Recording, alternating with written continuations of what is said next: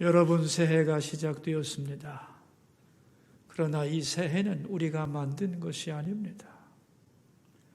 하나님으로부터 선물로 주어진 것이지요. 그러므로 우리는 이 새해 안에서 뭔가를 해야만 합니다. 새해가 백지라면 우리는 그 안에 뭔가 그림을 그려야 하는 거죠. 그런데 그림을 그리려면 어떤 그림을 그릴 것인가를 먼저 결정해야 합니다. 결정해야 시작할 수 있는 것이지요. 이런 의미에서 결정이란 상황에 대한 나의 응답입니다. 그런데 그런 결정들이 하나하나 모여서 나 자신이 되는 겁니다. 내 인생이란 내 결정의 산물이라는 것입니다.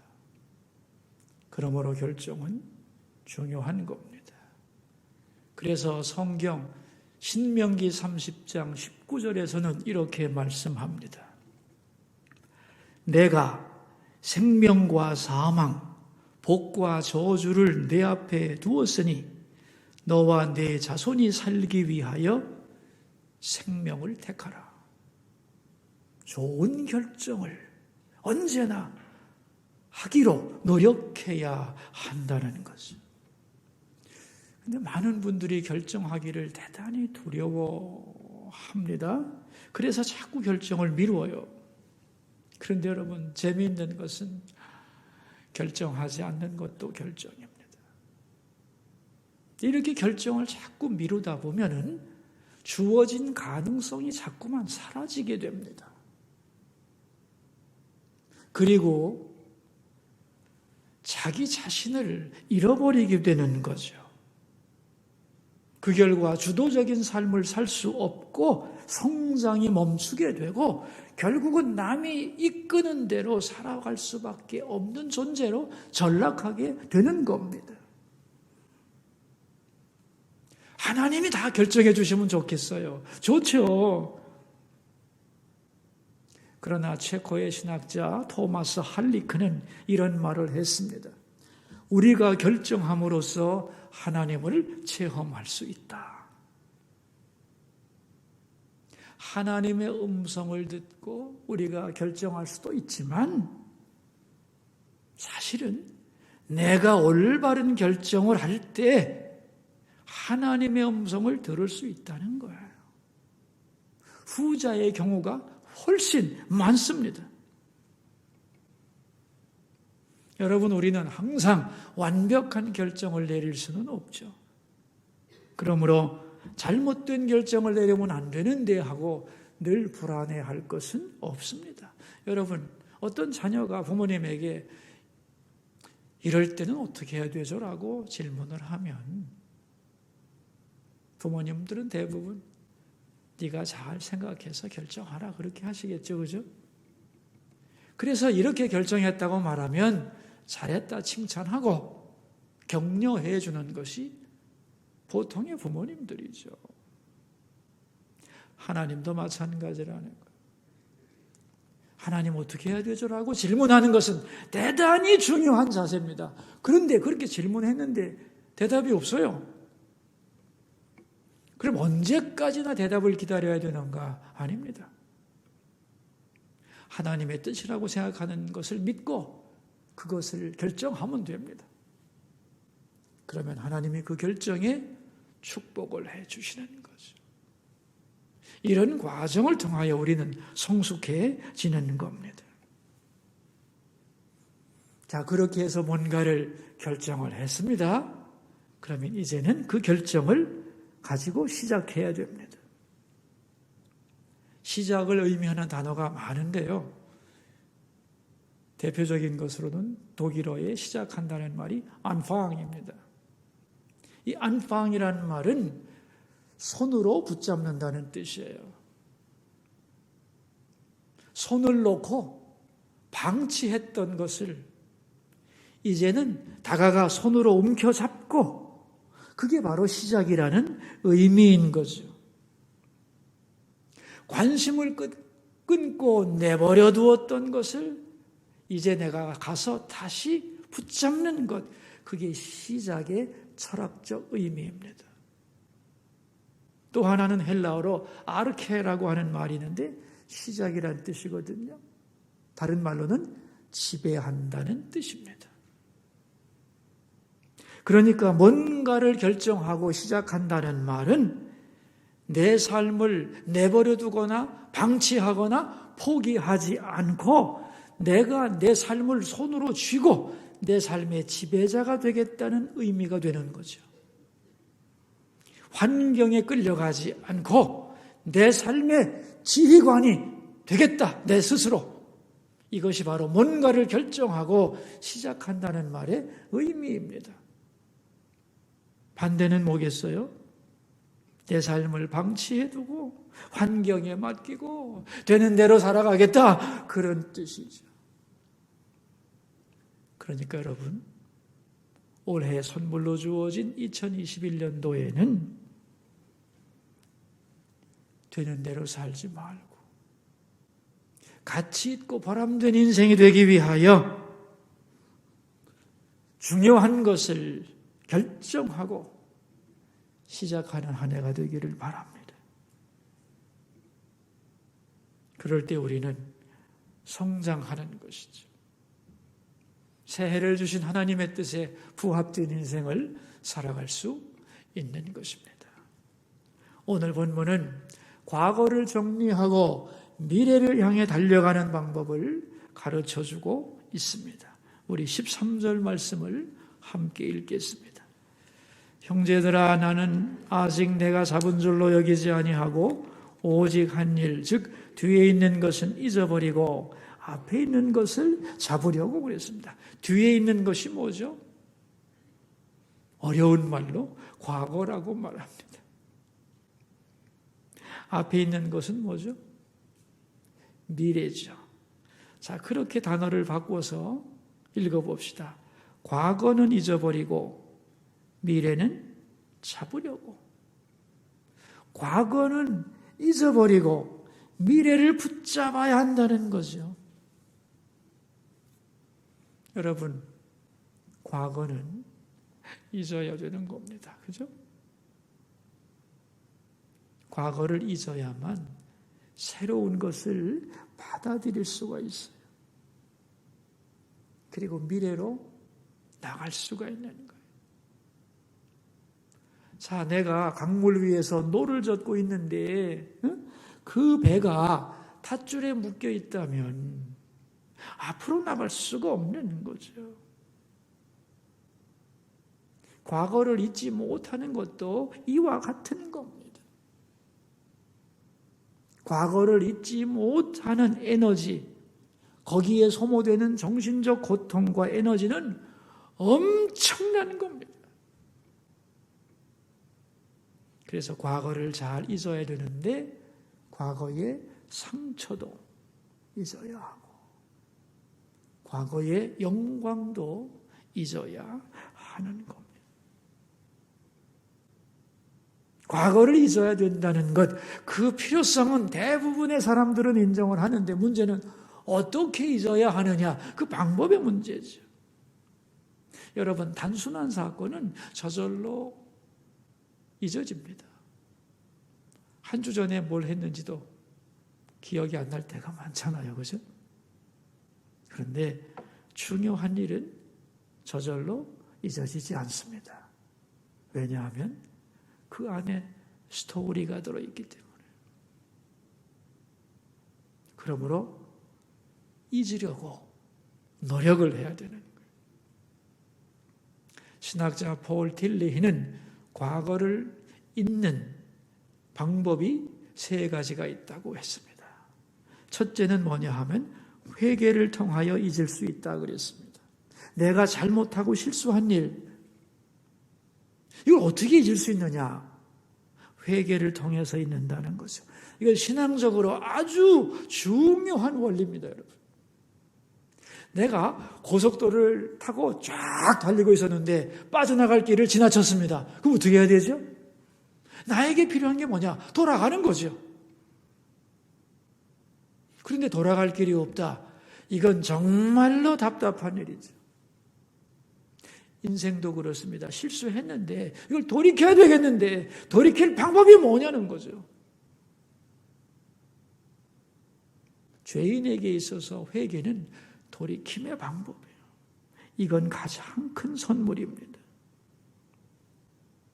그래서 잘못하고 실수한 것을 어떻게 회복할 수 있느냐? 회개해야 한다는 겁니다. 여러분, 내 힘으로 죄에서 빠져나올 수 있나요? 있어요, 없어요? 그렇다면 모두가 죄 안 짓죠. 내 힘으로 빠져나오지 못하죠. 그런데 빠져나오는 방법이 뭐냐? 회개라는 겁니다. 왜냐하면 우리가 회개하면 먼저는 하나님이 우리의 죄를 용서하시고 그 죄의 힘에서 우리를 건져줍니다. 그리고 그 일을 반복하지 않을 수 있는 힘과 용기와 지혜를 주시지요.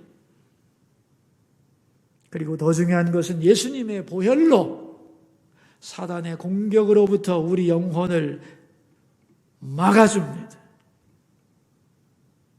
그러므로 가슴을 치며 뉘우친다고 되는 게 아니고 회개를 통해서만 진정으로 죄에서 벗어날 수 있는 거죠. 그래서 나의 잘못으로부터 벗어나는 방법, 잘못된 과거에서 벗어나는 방법은 회개가 중요한 거예요. 그렇다면 두 번째, 다른 사람들이 잘못한 것을 나는 어떻게 잊어버릴 수 있느냐? 그 방법은 용서입니다. 어떤 남편이 아내에게 잘못을 많이 했어요. 근데 그 남편이 여보 잊어버려야 해. 그런다고 잊어지겠습니까? 회개를 해야죠. 여보, 내가 잘못했어. 정말 미안하오. 이렇게 회개를 해야 되죠. 그죠? 그러면은 아내는 어떻게 해야 되겠어요? 죽어도 못 잊어요? 그럼 되겠어요? 알았어요. 용서하겠습니다. 당신도 힘들었죠? 나도 용서하겠습니다. 그래야 되는 거죠. 그래야만 그 문제로부터 두 사람은 벗어나서 새로운 미래를 향하여 나갈 수가 있는 거죠. 그래서 다른 사람의 잘못을 잊는 방법은 용서로 하는 거예요. 마지막으로 내가 잘한 것, 내 수고와 업적, 그것도 잊어야 되는데 그걸 잊어버리는 방법이 뭐냐? 감사입니다. 뭐라고요? 감사요. 여러분, 내가 좋은 일을 하고 수고를 많이 한 다음에 늘 칭찬을 받을 것이다 기대하면 안 됩니다. 세상은 그런 게 아니에요. 칭찬을 기대하면 낙심할 수밖에 없어요.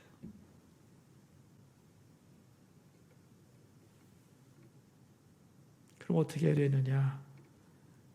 내가 그런 일을 할 수 있었다는 것 자체를 감사해야 되는 거예요. 내가 도움을 받고 살지 않고 도와주며 살게 해주신 것을 감사해야 되는 거예요.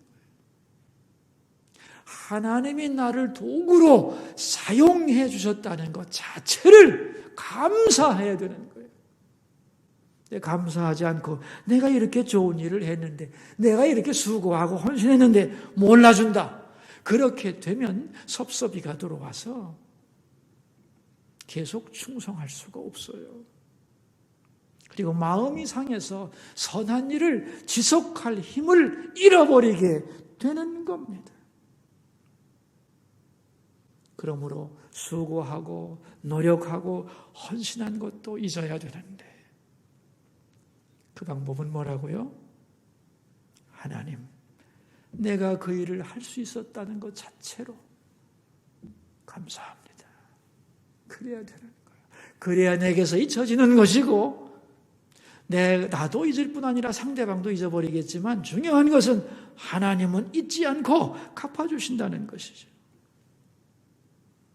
그러므로 과거를 잊어버리는 방법을 잘 배우기를 바랍니다. 뭐라고 했죠? 회개와 용서와 감사입니다. 이것의 공통점이 뭔지 아세요? 하나님께 맡긴다는 거예요. 자, 오늘 두 번째 주제로 가봅시다. 그렇다면 이제 과거를 잊어버렸다면 미래는 어떻게 붙잡아야 되느냐는 거예요. 여러분, 미래를 붙잡는 방법이 뭘까요? 먼저 여러분이 꼭 생각하셔야 될 것은 내가 생각하는 미래는 뭐냐는 것을 분명하게 설정해야 됩니다. 여러분이 원하는 미래가 뭐예요? 이것이 바로 내가 꿈꾸는 미래야. 나는 이런 미래를 기대해 라고 생각하는 여러분의 미래는 뭐죠? 사람마다 다 다를 수 있죠. 어떤 사람에게는 대학을 졸업하는 것, 그게 그의 원하는 미래일 수도 있죠. 결혼하는 것, 그게 미래일 수도 있어요. 좋은 회사에 취직하는 것, 이것이 그의 미래 모습일 수도 있죠. 상당한 돈을 버는 것, 좋은 회사를 소유하는 것, 혹은 대통령이 되는 것, 이런 것 다 우리가 꿈꾸는 미래의 모습인 것은 분명합니다. 그리고 그 꿈이 이루어졌을 때 우리는 행복하겠죠. 기쁘고 보람되겠죠. 근데 여러분, 이런 미래는 올 수도 있고 오지 않을 수도 있습니다. 그리고 이루어진다고 해도 궁극적인 미래는 아닌 거예요. 그렇다면 우리가 정말로 참된 목적으로 생각하고 그것을 향하여 달려가야 할 미래는 뭐냐 하는 거예요. 14절입니다. 함께 읽읍시다. 표대를 향하여 그리스도 예수 안에서 하나님이 위해서 부르신 부름의 상을 위하여 달려가노라 그랬어요. 사도 바울은 고백합니다. 내 앞에 뭐가 있대요? 표대가 있다는 거예요. 다시 말하면 하나님이 위에서 부르신 부르심의 상이 있다는 겁니다. 나의 진정한 미래는 하나님 앞에 서는 것이고, 그리고 그 하나님 앞에서 내 인생을 평가받는 것이고, 그리고 거기서 상을 받는 그 순간, 그것이 나의 진정한 미래 모습이라고 사도 바울은 고백하고 있는 거예요. 그러니까 사도 바울은 자기의 미래의 목적지를 정확하게 알고 있었던 거예요. 그리고 그것을 표대로 삼았습니다. 목적 지점으로 삼았다는 거예요. 그것은 바로 부르심의 상이라는 겁니다. 하나님이 나를 보시고 상을 주시는 그 순간, 그게 내가 꿈꾸는 미래이며 나는 그 지점을 향하여, 그 미래를 향하여 달려간다. 그게 내 인생이라고 설명하고 있는 거죠. 근데 여러분, 많은 사람들은요, 자기의 미래를 어떻게 생각하느냐, 자기의 지금의 소원이 이루어진 지점, 그걸 자기의 미래라고 생각해요. 자기 인생의 최고 절정, 그걸 자기 인생이라고, 자기 미래라고 생각하는 사람들이 굉장히 많습니다. 그런가 하면은 반대로 자기의 죽음을 자기의 미래라고 생각해요. 그러나 여러분, 이 땅에서 내 소원을 성취하는 것이 내 미래의 포인트가 아닙니다. 또한 죽는 것도 내 미래의 포인트가 아니에요. 내가 하나님 앞에 서는 시간, 그리고 하나님으로부터 상을 받는 그 순간, 그 순간이 나의 진정한 미래라는 것. 그것을 마음에 확실히 새길 수 있기를 축원합니다. 영국의 처칠 수상은 2차 대전을 승리로 이끈 영웅이죠. 그는 잠을 조금 자는 사람으로 유명했는데 어느 날 밤 많이 피곤해하자 옆에서 부하가 이렇게 말을 했습니다. 이 전쟁은 초인적인 노력을 요구하는 경모입니다. 그러자 처칠은 이렇게 대답을 했습니다. 하나님이 나에게 전쟁을 맡기셨으니 열심히 싸워야지 결코 포기할 수 없고 져서도 안 된다. 나는 천국에 가서 충분히 쉬겠네.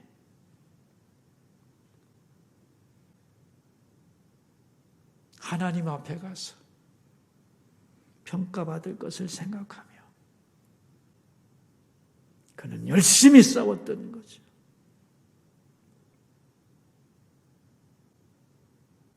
반면에 중국의 역사책을 보면 중국의 수많은 황제들이 천하를 통일한 후에 한 일이 뭐냐? 자기의 권력을 강화하고 영속화시키기 위해 몸부림을 쳤습니다. 그리고 쾌락을 즐기기 위해서 많은 백성들을 괴롭혔죠. 왜? 이 땅이 전부라고 생각했기 때문에. 여러분, 이 세상을 살면서 권력이라고 하는 것은 참 좋은 거죠. 부귀영화 좋은 겁니다. 그러나 그것이 전부라면 그걸 가지고 아주 잘못 사용할 수 있는 거죠.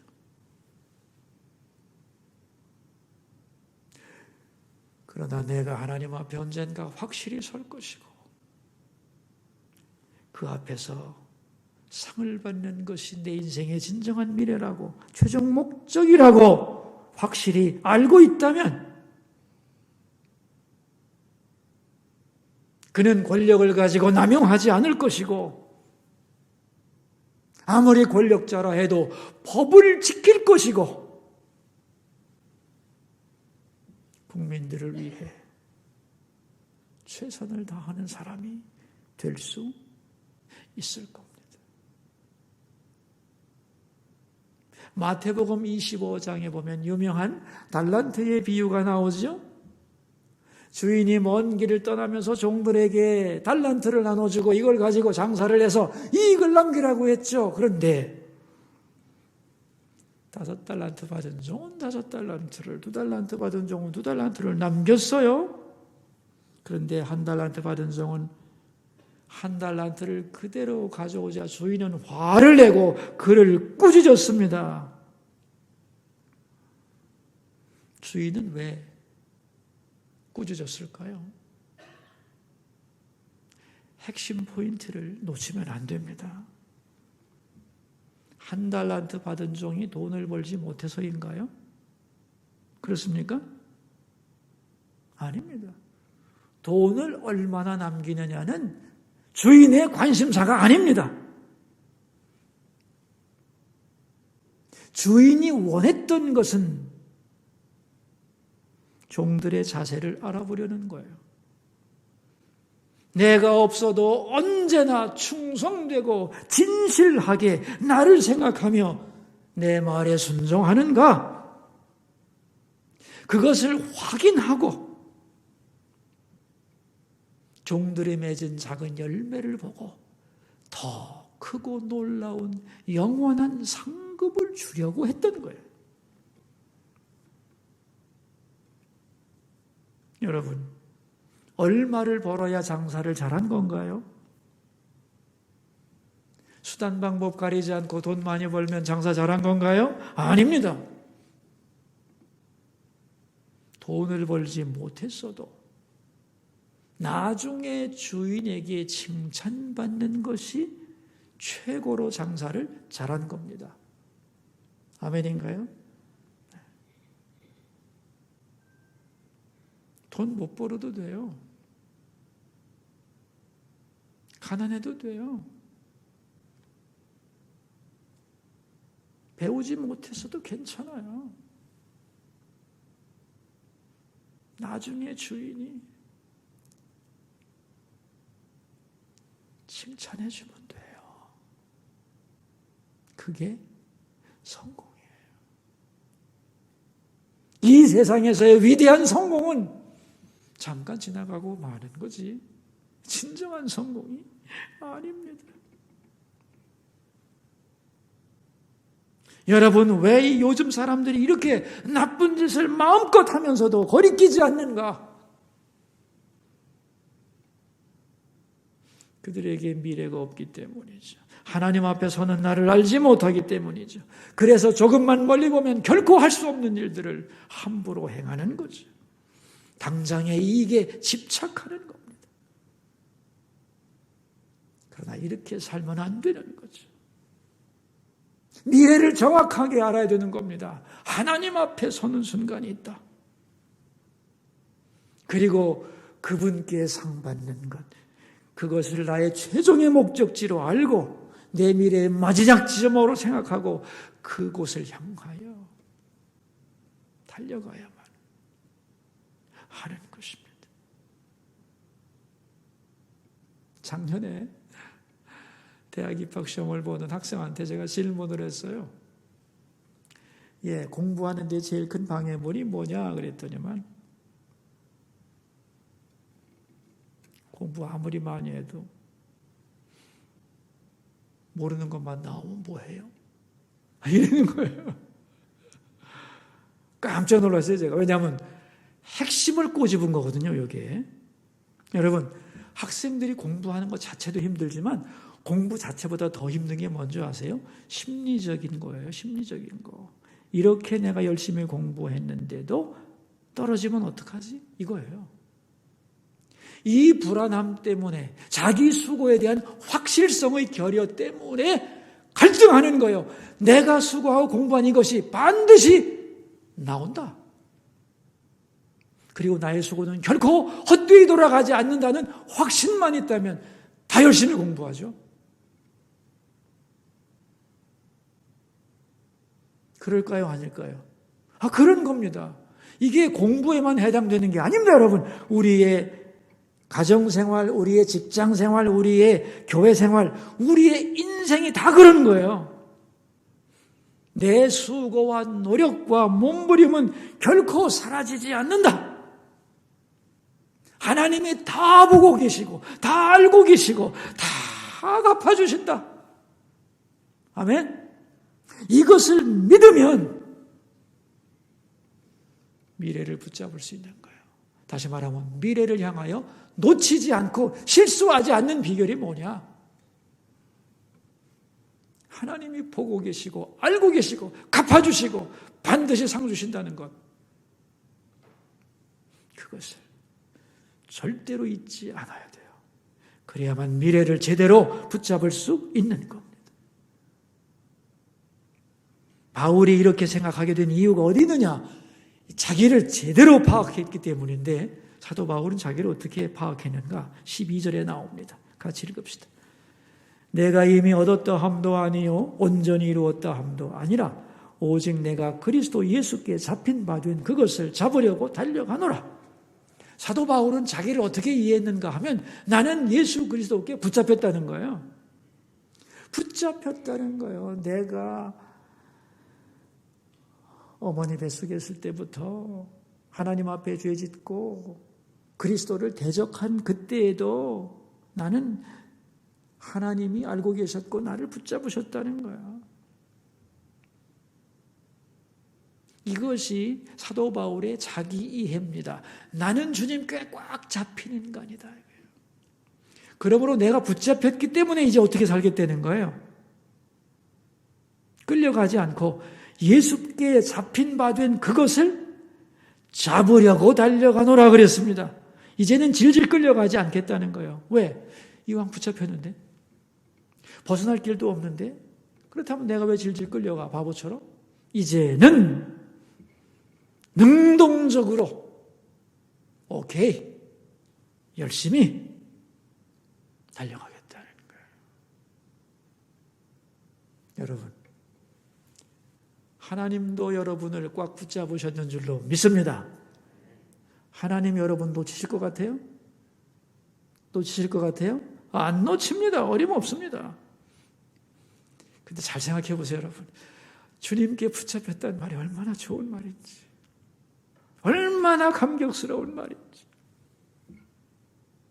그래서 사도 바울은 이제는 내가 질질 끌려가는 수동적인 신앙생활을 하지 않겠다는 겁니다. 그러니까 여러분이 예수를 믿었으면 수동적으로 억지로 신앙생활하면 안 됩니다. 이제는 열심히 해야 되는 거예요. 그래, 주님이 날 붙잡으셨는데 놓지 않으실 건데 좋습니다, 주님. 감사합니다. 제대로 한번 해보죠. 이래야 된다는 거예요.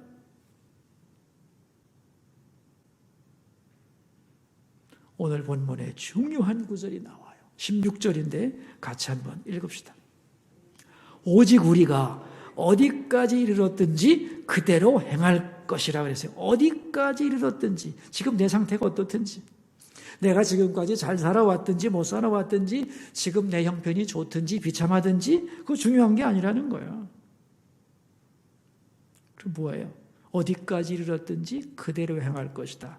내가 처한 지금 이 자리가 만족스럽든지 혹은 불만족스럽든지 그게 중요한 것이 아니라 내가 있는 이 자리에서 내가 할 일은 면류관을 향하여 달려가는 거라는 거예요.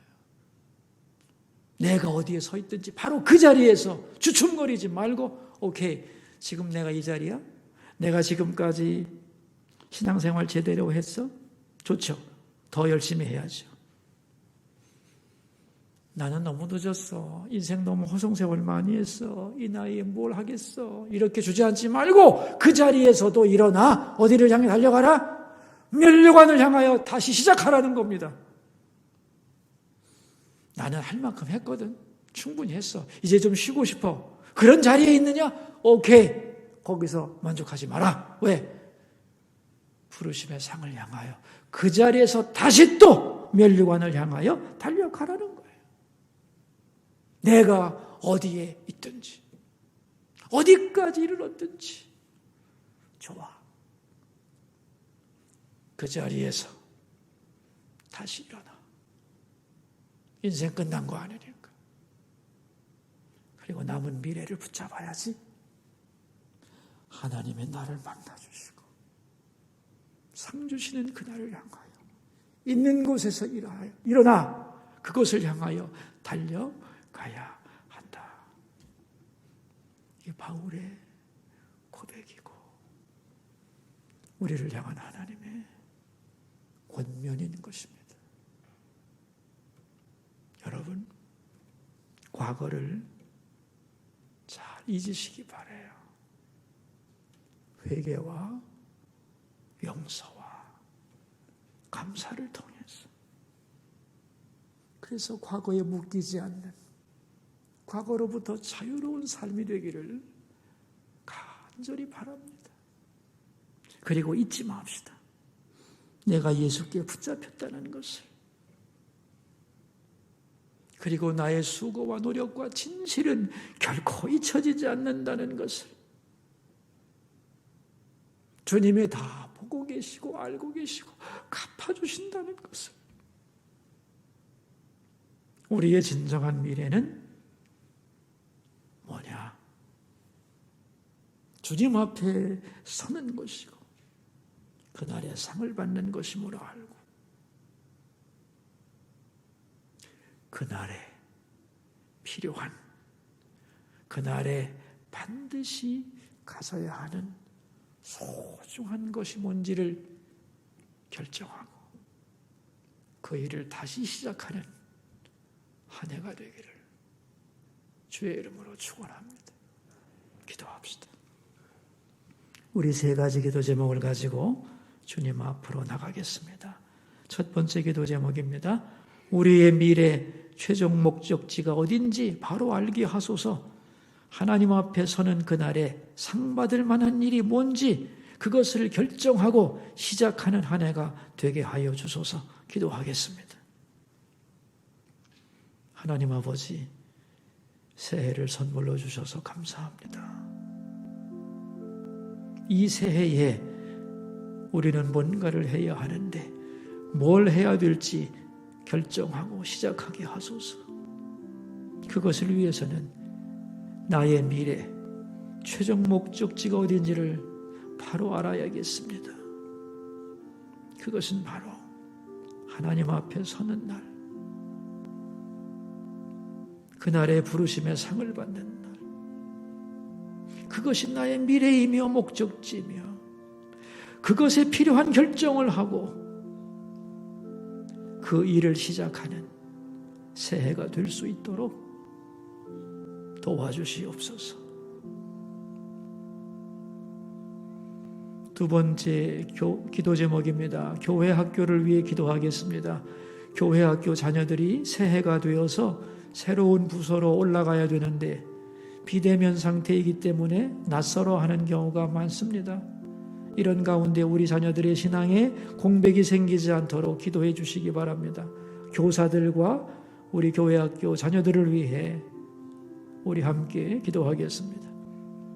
하나님 아버지, 새해가 되어서 부서가 변동되고 진급해야 되는데 선생님도 만나지 못하고 어디로 가야 되는지도 모르는 비대면 상태에서 우왕좌왕하는 일이 많습니다.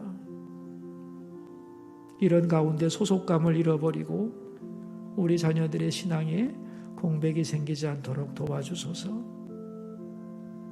우리의 자녀들을 위해 기도하고 그들을 가르치기 위해 열심을 다하는 우리 교회 학교 선생님들과 관계자들을 축복해 주시고 새 힘 주시고 기름 부어 주옵소서. 마지막 세 번째 기도 제목입니다. 한국교회와 대한민국을 위해 기도하겠습니다. 그리고 질병과 싸우는 의료진들과 질병에 걸려 고생하는 분들을 위해서 우리 함께 기도하겠습니다. 하나님 아버지, 이 땅의 교회들이 오늘 예배합니다. 새해 첫 주일 예배를 드리는 모든 교회의 예배를 받아주시고 예배가 결코 중단되지 않도록 하나님 은혜를 내려주시기 원하고 대한민국이 갈 길을 바로 찾아 제대로 갈 수 있도록 휘청거리거나 난파선이 되지 않도록 도와주옵소서. 이 질병과 싸우는 수많은 의료진들에게 건강의 은혜를 부어주시고 질병에 걸려 고통받는 성도들도 있고 또 이 나라 국민들 하나님 도와주셔서 속히 그 고통으로부터 치료되게 해 주시옵소서.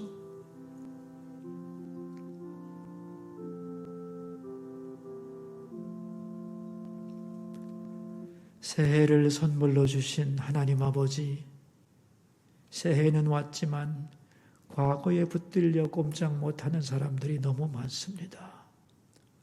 회개와 용서와 감사를 통하여 과거를 잘 정리하게 하여 주소서. 그리고 나의 최종 미래는 어디인가, 나는 어디를 향해 달려가는 존재인가를 확실히 알게 하여 주소서. 하나님 앞에서 상 받는 그날을 향해 달려가는 인생 되도록 축복해 주시옵소서. 존귀하신 예수님 이름으로 기도하옵나이다.